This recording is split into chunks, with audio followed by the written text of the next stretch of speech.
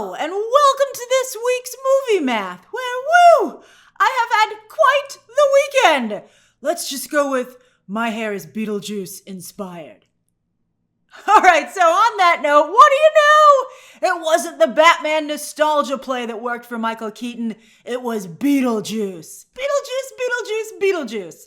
If I was a Warner Brothers executive, that would be my new favorite word. I'd be like, could I get him every year? Do you think they'll make a Beetlejuice 3? Let's see how high it gets. I don't know if they'll be able to resist. They couldn't resist a Joker 2? Could Beetlejuice make $1 billion? I was going to say it later in the video, but I'll just say it now. I don't think it's likely, but I don't think it's impossible. Let's see how it does. Its overseas numbers are not great. What? Don't you guys want to party with us?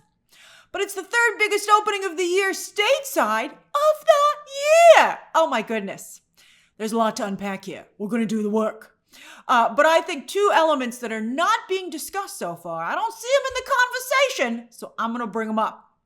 Audiences. That's right. Audiences are clearly hungry for non-superhero content. I'm saying it. I think they've been inundated with Marvel, DC, and Sony content. You stuff the audience. We're too full.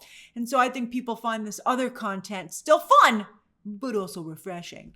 What about Deadpool and Wolverine? Well, that's kind of a nostalgia play as well, as both characters have been absent for so long. Deadpool and Wolverine also very shrewdly played itself as almost the anti-MCU and DC movie, because it made fun of those things, the plays that those franchises were doing. So I think it worked. So too much superhero content. People like a little bit of a break. And then also that the holiday-themed movie market is seriously underserved. I've been talking about this so much, and I feel vindication, right? I think that's how the gif goes, or the meme goes. Because think about it, right? Think about it. Speaking of memes and gifs, these days, audiences want movies to make it worth going to the multiplex, right? And what's a bigger event? They want an event movie. So what's a bigger event than a holiday-themed movie? It also improves the holiday. You're like, I'm in a festive mood. What can I do? Go to the movies, right? I think it just creates a real party atmosphere. You know, I had my issues with Beetlejuice, but I went to see it again in IMAX this weekend. Had a good time. Still had the same issues with it. But I gotta say, there will always be a special place in my heart for this movie, because when we were leaving, my father was dancing out of the theater to the music. He was having such a good time, and it put him in such a good holiday mood. My father is not a big dancer either. So the fact that he did that meant so much to me. And I will always love the movie just for that. So that was really nice. And that's the kind of thing we're looking for, right? It has nothing to do with the quality of the movie. Isn't that interesting? It just can't be horrible. We'll talk about The Front Room, which apparently is horrible. But as long as it's not horrible, what we're really going for here is the experience. Get it? The event movie that's worth going to the theater. So Beetlejuice very much fits that model. I've been saying for a while, though, that you've heard me, that there aren't enough new holiday movies, not just for Christmas, but also Halloween. We're watching the same ones every year. I'm sick of it. I could recite them. I could act them out myself. Give me new ones. And here you go. Will this help Amazon and MGM's upcoming Red One, whose trailer, by the way, played in front of Beetlejuice? You know, I gotta tell you, I don't think that movie's Christmassy enough. I'm like, it's like, the wedding cake approach. I talk about that for fantasy. Same for holiday movies. And Beetlejuice is very much it literally is a Halloween wedding movie. But you gotta throw up Christmas all over your movie, Dwayne. And he did not. He's like on a Christmas diet on that movie. So I don't know how well that's going to work for him, but you never know, because at least it's a new one, but it's also a new brand. He's not building on anything. He's building on Dwayne Johnson, I think, is the idea. And he's got Captain America in there as well, and J. Jonah Jameson. But I don't know if that's enough. And also, I think Dwayne Johnson's brand, let's be honest, is taking a little bit of a hit these days. And obviously, the real money in Hollywood continues. As much as people might complain, it remains in nostalgia and sequels. So they ain't going nowhere. Doesn't seem you want them to, because you all paid to see them at the theater. All right, so, the money does the real talking in business. And you guys, as much as you might complain, you're paying to see it. Audiences, this is also fascinating to me. Audiences don't even have to be personally familiar with the original property when it comes to nostalgia plays. They just have to feel that there's a party happening and that someone is excited about it. They're like, oh, are you excited about it? I'll be excited about it too. Why not? It's almost as if established IP is now some kind of stamp of approval that makes audiences feel more comfortable spending their time and money on a movie. And Warner Brothers, by the way, really did a beautiful job. Oh, pat on the head for Zazie. Well, he didn't do it, but the people he hired did it, or they're holdovers from the other Warner Brothers team, but whatever. Somebody at Warner Brothers did a beautiful job putting together this release strategy, particularly after Sony hightailed it out of Labor Day weekend with Craven. Ooh, that was a blessing for Beetlejuice. All right, so let's look at this release in all its glory. It's so beautiful. All right, so Beetlejuice hits the marketplace just as Deadpool and Wolverine wraps up its incredible run. Far enough away that there isn't any overlap, but close enough that audiences are still looking for a party. They're like, I'm having such a good time. Where's the next big thing? Bam! Here it is from Warner Brothers. I love it. There are no other movies in the marketplace at all right now. There's no competition. Beetlejuice 2 this weekend accounted for 73% of all tickets sold. Wow! With theaters putting on as many screens as they possibly could. They were adding so many screens at the last minute. It was just a wall of showtimes because they were like, there's no excuse for you not to see this movie. It's starting right now.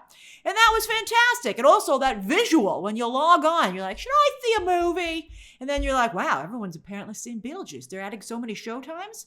You know, you think it's because tickets are selling. Most of it was walk-up business. So I think that creates it was really more that theaters were like, please come to the movies. And they wanted to, again, as I just said, give you every opportunity to do so. And it worked. And it also creates that party lemming. Well, you know, nobody likes to be called a lemming, but that's what the strategy is, right?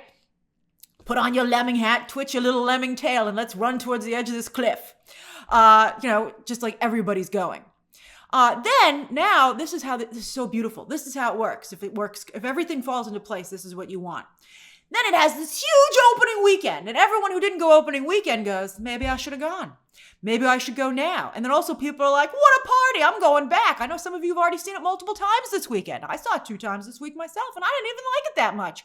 No, that's not true. I did like it. I just had serious issues with it. But I did say that the rest of it, I told you, it was like a not so tasty Halloween cookie. But who's going to turn down a Halloween cookie? So I think this is very good. You know, it's the third biggest opening of the year, as I said, the second biggest opening ever for September. I think that's going to make a lot of people who are on the fence, who are maybe going to wait for digital or maybe even, dare I say, streaming, go, maybe I should go now. And there isn't any other event movie to entice them away until the first weekend of October. Beetlejuice 2 has like this whole entire freaking month, basically. Sorry, James McAvoy. I don't care we'll see. I don't care how threatening and problematically sexy you are. But anyway, we'll see what kind of numbers shirtless James McAvoy does. He's causing quite a stir on the social medias, but that doesn't always translate into ticket sales, as we know. Anyway, there's no really big movie until the beginning of October, also from Warner Brothers, which is Joker 2. But it's 2 months until Halloween. So that means that Beetlejuice 2 will likely be ready to hit digital just in time for the week of the spooky holiday, right? So it'll be in theaters for the Halloween season, but when it comes to the holiday itself, Halloween is on a Thursday this year. I bet you they dropped Beetlejuice 2 on October 29th, the Tuesday beforehand. Oh, it's beautiful. Beautiful! Really. I don't know if Zazzy's handing out bonuses over there. Methinks not. But if anyone if anyone deserves one, it's the distribution and maybe marketing team, but particularly the distribution team. That, again, was incredibly well done. The only element, though, that did not hit was red carpet. I find this fascinating. You would think Beetlejuice would dominate in this category. I blame Venice. It certainly has its cachet, but it's all about elegance. All the premieres kind of run together. Venice is about Venice. And I think it kept Beetlejuice from having a slew of themed events, particularly like Barbie. Dune did it too, Deadpool and Wolverine. But, you know, I'm thinking this could have been like Barbie-level theming. Jenna Ortega did a great job with themed outfits to promote the movie, but for some reason, not that many people paid attention. I wonder why. I felt a little bad, in fact. I think because they were cute, but they weren't like, you know? Like, I think they were missing that zhuzh. They seemed sometimes a little bit like homemade, or she put them together herself. They didn't seem like professional. All right, but, you know, I think, again, Dune, Barbie, and Deadpool and Wolverine are, starting this new trend of like mega promotions. And by the way, Deadpool and Wolverine didn't really have the fashion element because, it was male-centric with the stars, but they had Comic-Con as a springboard, which turned out to be brilliant. Usually that's a problem for a movie because it's competition. But here, Deadpool and Wolverine, because Ryan Reynolds is a marketing genius, leaned into it. Marvel is looking to duplicate that with next year's Fantastic Four. And let's see if Marvel can duplicate it without Ryan Reynolds' help, unless they want to put him on the payroll in that regard. And, if I were Kevin Feige and Bob Iger, I'd consider it. But Ryan Reynolds makes it look easy, but then why is nobody else doing it except Margot Robbie to a degree? We'll see. They could have certainly hired Ryan Reynolds to help promote Beetlejuice. All right, back to Beetlejuice 2. The exact opening number is in flux. We're not totally sure where it's going to land because it's Sunday Night Football returning tonight. And Tom Brady apparently is making quite the spectacle of himself. Did you think he did a good job or a bad job? He still got paid a ridiculous amount of money either way. And he still can make a headline. And that's what he was paid for. So that's really what he was paid for. And he delivered. But anyway, Hollywood isn't sure how that's going to affect Sunday night moviegoing. So they're like, where's the number going to land? They're putting it at 110. It could be higher, maybe lower, but it could be higher on Monday when we get the final numbers, which is very soon. Sorry, movie math is late today. As I said, crazy weekend. However, for our conversation, we're just going to go with the 110 number, which is very impressive. This is a nice number. After a weak summer, it was bleak for Warner Brothers. They peaked a little early this year, but they're back, baby. They're back in the mix. They thrive in fall. Their brands are very fall friendly. And this is the second biggest opening of September ever, falling right in between Warner Brothers' two It movies. So they have the top 3 September movies, the 3 of them. By the way, the It movies were also a nostalgia play. They were. Everybody was like, remember that Tim Curry movie? And some people were like, yes. And some people were like, no, but I've heard of it. And everybody, again, just got excited anyway. The audience scores for Beetlejuice 2 they're very good. They're not amazing. But they're very good. And they're a little better than the first Beetlejuice. So that's nice. Demo-wise, pretty solid here too. Could have done a little bit better with black audiences. The franchise has a huge cast, but still doesn't have a black character. They had the Soul Train, but really they didn't have that. And it was solid across the board age-wise, which proves again that you don't need to be overly familiar with the original film, which came out in like 1988 or something, to be excited about this new one. Again, you just have to be like, other people are excited, so me too. And again, of course, obviously Beetlejuice plays on streaming and stuff like that, but still, a lot of people were not like totally familiar with it. Were you familiar with Beetlejuice before you saw the sequel, and how did that affect your experience, if at all? The movie skewed female. It wasn't like Barbie or It Ends With Us level female skewing, but it definitely was a hit with women. I think not only because of the female leads, but because of the focus on Halloween. Ladies love Halloween. I like Halloween too. I think it's I think women do like Halloween quite a bit. And I have some female friends who just absolutely adore Halloween.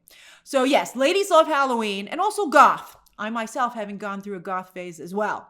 One of you pointed out to me over the weekend when I talked about the fact that this skewed, I tweeted earlier that this was skewing female, and one of you said, this is why Margot Robbie should have gone with Gotham City Sirens, one of the many reasons she should have gone with Gotham City Sirens over Birds of Prey. I hope you're paying attention, James Gunn. Yoink, right? You're even for the same freaking studio. So if he's not paying attention, I hope some eagle-eyed executive is like, boop, boop, boop, boop, boop, boop, or beep, beep, beep, beep. Hey, James, are you looking at these Beetlejuice numbers? Gotham City Sirens for another Halloween. I mean, it's Barbie meets Beetlejuice. Duh! All right. Why would nobody want to make a Gotham City Siren? Although they have a current Gotham City Sirens comic book out, and it's awful. So it's not so easy to do. But it shouldn't. I don't know why it's so hard to write these stories, but apparently it is. But they just make an effort. All right. It just doesn't have to be horrible. Speaking of women, Beetlejuice also has strong fashion branding, similar to Barbie as well. It's easy for audiences to come up with Beetlejuice-themed outfits, etc., right? Like another friend of mine, was at a nail salon this weekend, and she saw someone next to her getting a Beetlejuice manicure. What was it? I asked her to. One hand was apparently glitter, like barf green, which I was like, ooh, interesting choice. Well, the other hand was black and white stripes with red tips, like blood or something. And I was like, that sounds amazing. Again, I didn't even love the movie, and I was like, maybe I want a Beetlejuice manicure. I should have gotten one for the weekend. So very, very exciting. I'm wondering, now that I think about it, I wonder if Disney's like, is Beetlejuice drinking our milkshake or can we just ride its coattails? It'll be interesting to see how Agatha factors into all of this. Agatha maybe doesn't have as clear an identity. Maybe that's one of the issues of having different themed episodes, that you don't have a theme overall that ties it together. Something to consider. WandaVision tied together because of Wanda's very strong branding herself. Fascinating. All right, so anyway, not only could audiences get their Beetlejuice groove on, but it was very easy for companies to come up with themed promotions. And boy, did they. A lot of promotions for Beetlejuice. I saw a lot of people going crazy over the Denny's promotion in particular, which I thought was interesting.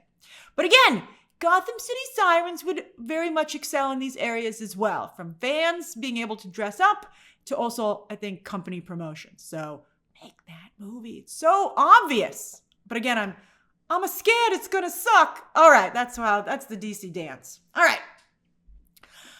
Although James Gunn hired such good talent for Lanterns, although we're not sure how it's gonna turn out. Maybe he could hire the right person for Gotham City Sirens, but I'm sure it's himself. We all know how much he loves Margot Robbie, but will it be Margot Robbie? We don't know. All right, so next, I'm getting all distracted with the Gotham City Sirens movie. Woohoo! All right, next, who benefits from Beetlejuice 2's success? Who benefits? All right, so obviously this is yet another IP for Warner Brothers. Some of them new, some of them reactivated. But Warner Brothers is doing a great job with variety. Whereas, say, Disney keeps going back to the same basic wells. They're like, would you like some Pixar? No. Would you like some Marvel? How about some Disney animation? How about some Pixar? How about some, Star Wars? Oh, you don't like that anymore. All right, so anyway. But yeah, they basically have those same categories and they just keep ramming them down your throat. Whereas Warner Brothers has that smorgasbord of like, not only like things you like, but like things you forgot you liked. You're like, oh my God, I love those. You brought them back. Right now, if I were a Warner Brothers development executive, I would have my interns go through the library, the vast catalog of films that they have, and say, come up with lists for potential revivals. I don't care how crazy it might seem. Put it on my desk. For instance, maybe a new Bonnie and Clyde, right? Bonnie and Clyde has very serious name recognition, and you could go with the Joker, the success of Joker. Interestingly, if you watch documentaries on Bonnie and Clyde, they were in fact celebrities of their time, and the general public was on their side. It's very Joker 2, in fact. So you could maybe do a historical Bonnie and Clyde. I'm starting to see it. Maybe, not right now because we have the Joker movie coming up, but I can see it. What Warner Brothers classics, old and, recent, you could be even something kind of recent, do you think have potential to bring back? Get your Warner Brothers development intern on. That's what interns often do, by the way. All right, so this is pretty much tied with Tim Burton's biggest opening to date, 2010's Alice in Wonderland. They're right there next to each other. Who knows what the order will be come Monday. One of the earliest movies, by the way, to join the $1 billion club. And again, will Beetlejuice 2 get to $1 billion? It has a whole month with no competition. That's insane. This is pretty great for the whole Wednesday team as well. From Tim Burton to showrunners Miller and Go, who scripted here. They took over the script. And of course, star Jenna Ortega. They were able to transfer their mega success on Netflix to the theatrical space. Now, Wednesday is in fact for MGM, even though it has strong WB vibes. But it's for MGM, and season 2 is actually filming right now. Expected for 2025, and expected to be an even bigger hit than season 1 was. And that was a very big hit. Interestingly, Wednesday came out for Thanksgiving weekend in 2022. That's a 5-day weekend. Very, very good idea. Still has strong fall vibes. We'll see where they place Wednesday season 2. This will, I think, really help Jenna Ortega's career. I think actually the most of the on-screen talent. I think it really establishes her as a new star. If I were her agent, I'd be like, this is so exciting. I also think Catherine O'Hara will benefit, who just loves to work and isn't as picky as Michael Keaton and Winona Ryder. Let's be honest. And so I think she'll pick up a slew of supporting roles and guest spots. I think Catherine O'Hara just is yes, yes, yes, yes, yes. It's the famous bit of advice Jack Nicholson gave to Terry Garr. An actor acts. And I think Catherine O'Hara agrees with that. But as for the other two, Winona Ryder has the final season of Stranger Things coming up as well. And with these two together, that's also pretty sexy. I bet she lands another streaming show where she's either the lead or the co-lead, right? And you know what? Maybe with the people behind Wednesday because Winona Ryder is so on brand for them as well. Like Tim Burton and Miller and Go don't have to write it or direct it, but they could produce it. If I were them or if I were Ryder's team, I'd be looking for streaming pitches that fit with that aesthetic, and then I would take it to one or the other. If I were Burton, Miller, and Go, I'd take it to Ryder, and if I were Ryder's team, I'd take it to them. And I'd say, let's do something together. Let's have an adult Wednesday, Let's do so. That's how I'd pitch it. I'd be like, everybody loves Wednesday. What if we have something that's clearly in the adult space? I like that idea. Heck, if I were an executive, I'd go look for it myself at a streaming service, and then I'd call them both up and say, let's get you crazy two kids back together. All right, then, Michael Keaton. He apparently wants to use this momentum to go back to his birth name, Michael Douglas. I kid you not. I can't believe this. What the heck, Michael Keaton? All right, he's like, what do I want to spend my capital on? I guess it's better than Mahershala Ali spending it on Blade. But I don't know, perhaps this is just very stupid. So we can all understand, of course, why Thandaway Newton finally corrected everyone. And I'm glad she did. I feel bad it took her so long to do it. But why does Michael Keaton want to go back to Michael Douglas and confuse everyone? Right? I mean, he's literally was born Michael Douglas. But the reason he had to change it is not only because, for obvious reasons, but SAG doesn't allow two people to have the same name because it's confusion. And I don't think SAG would even allow him to just call himself Michael Douglas now. He'd have to put an initial in there like Michael B. Jordan does, right? And there's still sometimes confusion. There was a joke about that in the last Looney Tunes movie, although of course a lot of you didn't see it, but it was in there. Maybe you saw the joke on social media. But again, why? Michael Keaton is a brand. He's built a brand. Why have And also, they're so different. I feel like you'd be kind of disappointed sometimes. You'd be like, that Michael Douglas. Or either way it could go. And also, I think Michael Douglas might sue him. I think, if I were Michael Douglas, first I'd place a call to my team to his. Be like, what are you doing to me, man? They're both retired. I'm like, why? Why now? Why? And then if he didn't, I'd sue the pants off him. All right.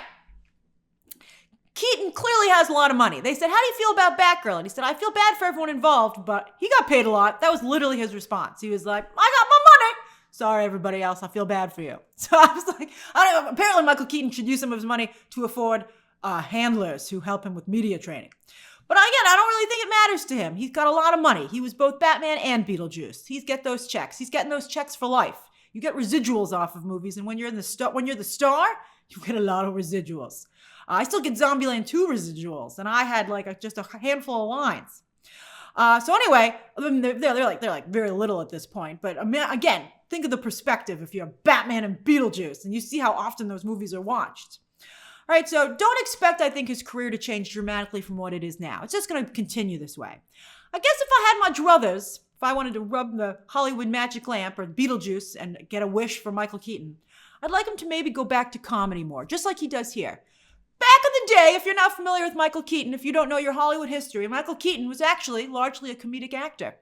And so I don't think he would be able to be the lead in a comedy movie. I think that'd be too hard to sell. I wouldn't give it to him. I'd be like, are you going to be Beetlejuice in this movie?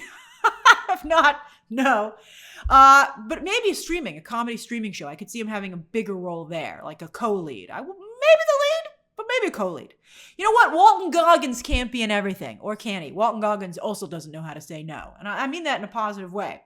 But interestingly, and this didn't occur to me till I was doing my notes for movie math, back in the day, Michael Keaton was Walton Goggins. Isn't that interesting? You might say, well, Walton Goggins has a lot more, pizzazz. But Michael Keaton used to have a lot of pizzazz. All right, so, and you can see it a little bit in Beetlejuice, obviously. All right, now let's look at the rest of the top 10. Big takeaway, by the way, make more Halloween movies. All right, let's look, and not just scary movies. I think that's a big thing. Usually they're like, it's going to scare the crap out of you for Halloween. You're like, not too. We like that. But I think the big theming also is nice. All right, now let's take a look at the rest of the top 10. Look at Deadpool and Wolverine. It finally took a bit of a tumble in its 7th weekend. Woo! And look at those totals. They're beautiful, speaking of beautiful. But it still can't catch Inside Out 2. Inside Out 2, though, that's a special movie. That's a special lady. It's now the 8th highest grossing film of all time. Deadpool and Wolverine, 23. I can see Deadpool and Wolverine getting into the top 20. I don't think it's going to break into the top 10. Reagan continues to do solid numbers. I appreciate the plethora of perspectives that watch Movie Math. And a number of you were like, are you afraid to talk about Reagan? All right, let's talk about Reagan.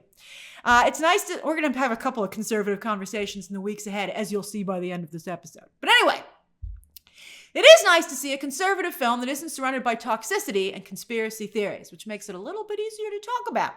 Although, it's not doing Sound of Freedom numbers, so maybe those things are important. Maybe those elements are what work for that brand. Also, though, a lot of Sound of Freedom's box office was donations, right? All right, like, buy a ticket for someone else, and if they showed up, it didn't matter if they showed up, the money still went to the movie. So, I don't know if donations needs to be in quotation marks or not, but it wasn't like traditional ticket buying. Perhaps this should have come out closer to the election if there was maybe a hope for some influence. But, it's doing okay. Not doing, again, Sound of Freedom numbers, but it's respect, I think for a movie starring Dennis Quaid about Ronald Reagan from a studio nobody ever heard of, that's doing okay. And it adds some diversity to the movie landscape. That's nice. Will we ever see a Yellowstone-level conservative-leaning hit, though? Horizon was supposed to be that. I saw that again over Labor Day weekend. I still like Horizon. It was funny. I watched it with someone else, and they agreed with me. They're like, it's not a great movie, but I still enjoyed it. And I was like, exactly. Part 2 just was also at Venice, got a little bit better reviews. People were like, all right, we're heading in the right direction here, Kevin. So I'm excited for that to come out. And maybe Paramount, though, should talk to Taylor Sheridan about doing a movie rather than a gabillion spin-offs. But I don't know. He's making a lot of money with the spin-offs. And I suspect a lot of that audience is people who like to watch stuff at home. But I don't know. We'll see as these more conservative movies start to test the waters. Maybe there is money in theaters. An Alien Romulus, which interestingly enough, by the way, the conservative audience, not just the conservative audience, but conservative audiences have taken this movie under their wing. They're like, just like they did Top Gun Maverick, which is interesting. Especially because Alien Romulus is a more diverse film. So that's interesting. And it's very close to the century mark domestic. It's going to get there this week, right? Worldwide, it's 314.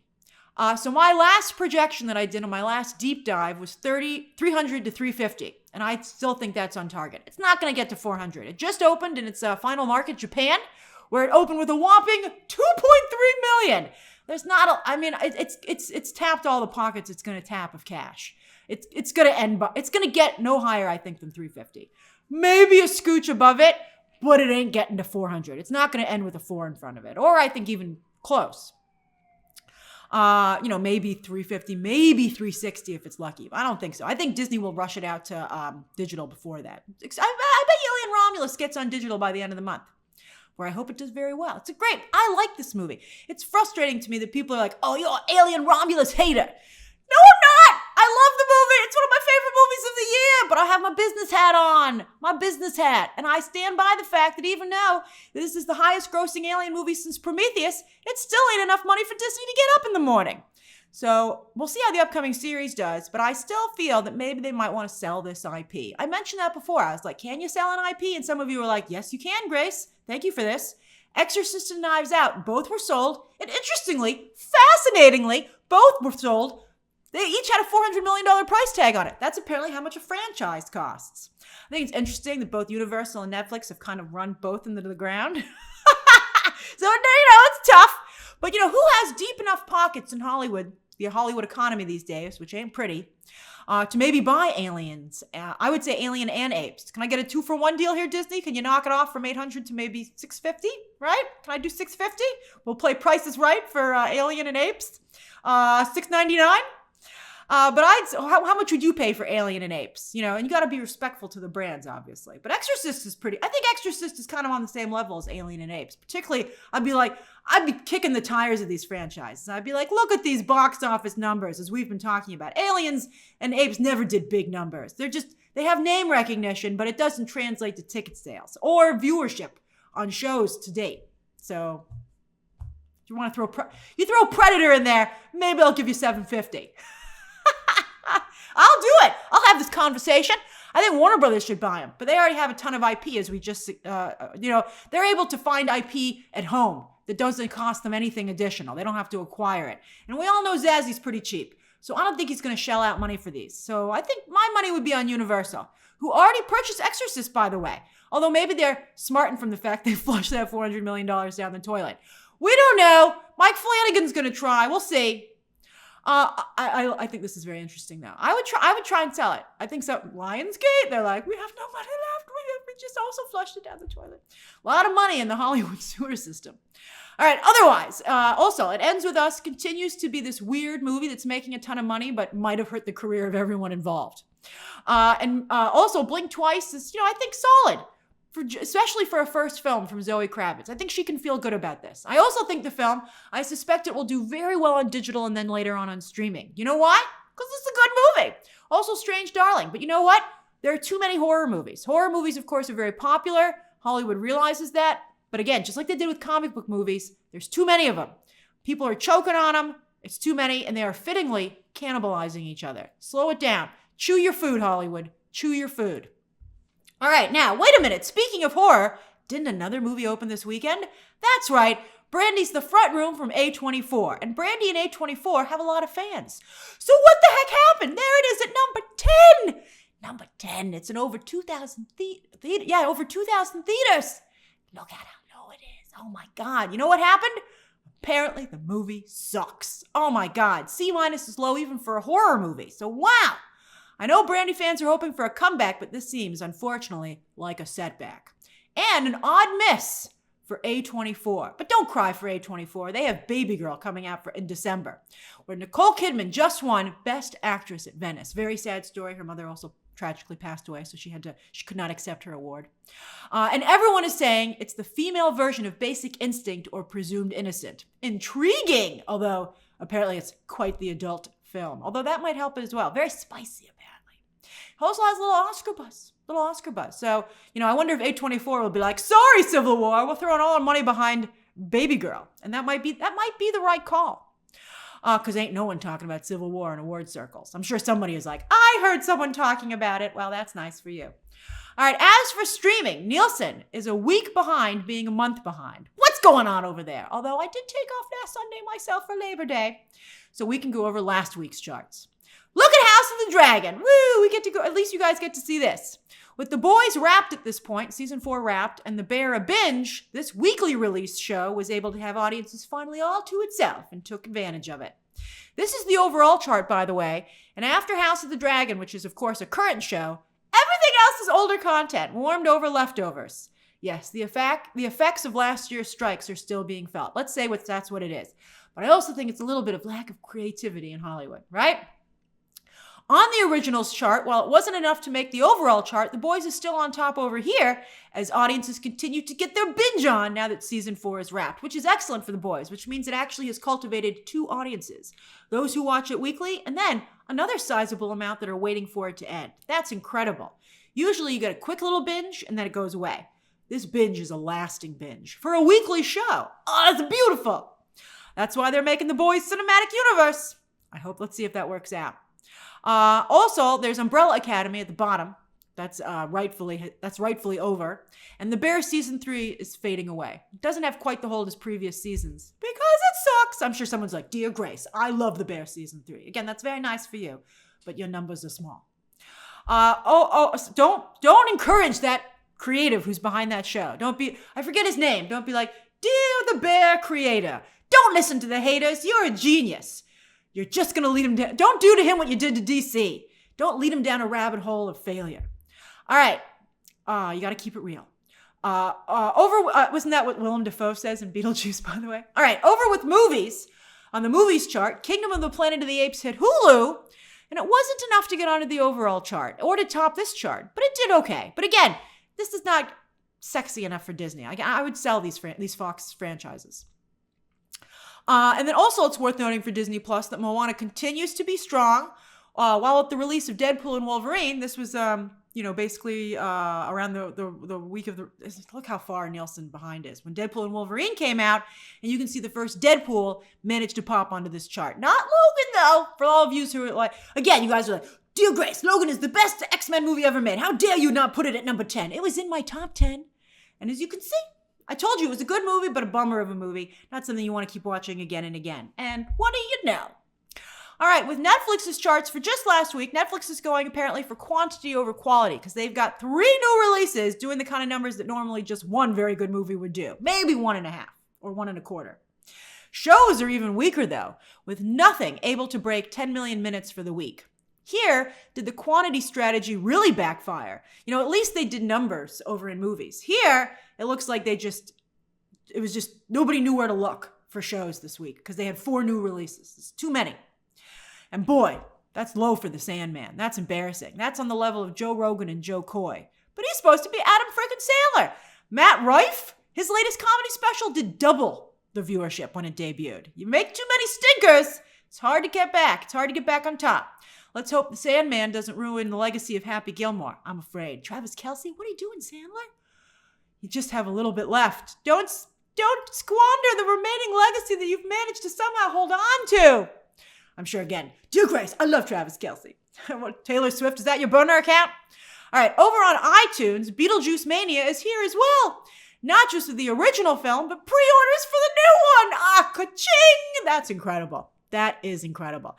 Again, I had problems with the movie, but I'm getting excited about how well it's doing. My business hat is swirling around. You can't see it, but it's spinning around like I'm a cartoon character. And Trap seems to have found an audience on digital. You know, people are like, let's see how bad this really is. And I've seen a lot of people on social media go, it is that bad. And M. Night's like, still got your money. Got your money. You can't play that game forever, though. Ask Adam Sandler. While Longlegs continues to impress. Animation, of course, continues to also be extremely popular. Even mediocre animation. I'm looking at you, the Garfield movie. I saw that back when it was in theaters. And it's really a Garfield movie in name only. It almost made my worst movies of the year list, but then some other movies came along and were even worse.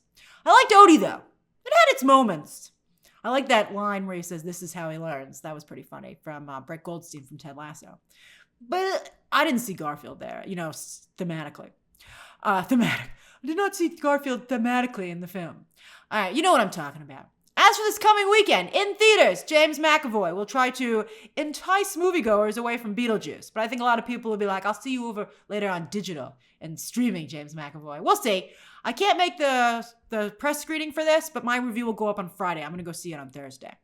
And then also, if you're looking for reviews that will drop this week, Penguin drops on Thursday, as does Transformers 1, and my reviews will both drop that day. And by the way, James McAvoy's latest movie is another product, Speak No Evil, of Jason Blum's Scary Movie Factory. What's that going to look like at a Haunted Horror Nights in the future? What's that character dress up going to be, or undress? Then I guess Lionsgate is a glutton for punishment, because here they come with another DOA movie probably, The Killer's Game. Whew! Who looks at this and says, I can't believe someone I can't believe someone looked at it and felt they should make it. But if they did make it, I can't believe they thought theatrical release. It will soon, I'm sure, be on digital and streaming. Wait till you hear about The Crow in just a minute. But anyway, and MAGA influencer and pundit Matt Walsh, well, let's just see what kind of numbers he does.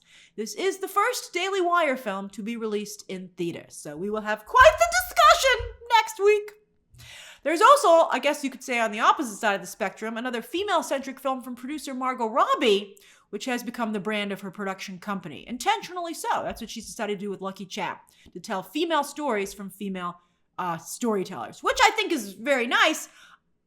But I don't know. I think it's a double-edged sword, I would just love Margot Robbie to be successful, without any qualifiers. That would be, to me, the most exciting. But, I think and again, I've told you, I think Margot, I'm interested in how you feel about it. But I do think that Margot Robbie, for the most part, while she was a brilliant producer on Barbie, she seems to be an awful producer. Although I did like Promising Young Woman. I loved that movie. But it didn't do particularly well, awards-wise or box office. All right. Also, Usher is going to throw his microphone into the mix for a lot of sexy this weekend, right? For concert films with Rendezvous in Paris, Ooh La La, which is playing in a lot of theaters, but only 1 or 2 showtimes per day. So we'll see what kind of money that brings in. Then Lionsgate is rushing The Crow to digital. What, already? Of course already. And it will drop on Friday. And again, I think Killer's Game will be joining it extremely soon. As for streaming movies, Netflix has Uglies with their star Joey King on Friday. She's kind of like their B-level Millie Bobby Brown. Sorry, but it's true. It's better to be, hey, it's, at least she's on the radar. Finally, with shows, the first presidential debate, television really, the first presidential debate between Harris and Trump is on Tuesday night. That's going to suck up all the oxygen in the room. So from Tuesday morning, I think, through Wednesday morning. So expect Hollywood to try and get out of the way of that. The same thing happened when the Democratic convention aired. That was a crazy week. Nobody paid attention to anything but that. Then on Wednesday, the next day, The Circle returns to Netflix and the MTV Video Music Awards air. And they usually have some performances that get a lot of attention on social media as well. The Old Man, that has a season 2. Isn't that incredible? That drops 2 episodes. It starts on Thursday, debuts on FX. I believe the way it goes, it'll be on Hulu the next day. And then Disney Plus, they're not giving up on Star Wars, but they are going to do a binge. They are going to do a binge drop instead of week to week. They're going to drop all 4 episodes of their new Lego Star Wars series on Friday, which features some pretty big name guest stars from throughout the franchise. Will it move the needle? Probably not, but it might provide a little bit of a breather and like a no one will fight over it kind of reprieve. We'll see. And that's this week's movie math. What have you been watching? What do you plan to watch? And what do you think of Beetlejuice 2 being one of the most successful movies of the year? And, Disney's been dominating. It's nice to see, well, they have Dune too and Godzilla x Kong, but, this is a really big win for Warner Brothers. All right, so share your thoughts down below. Subscribe today. And of course, as always, you can check out some more videos right now.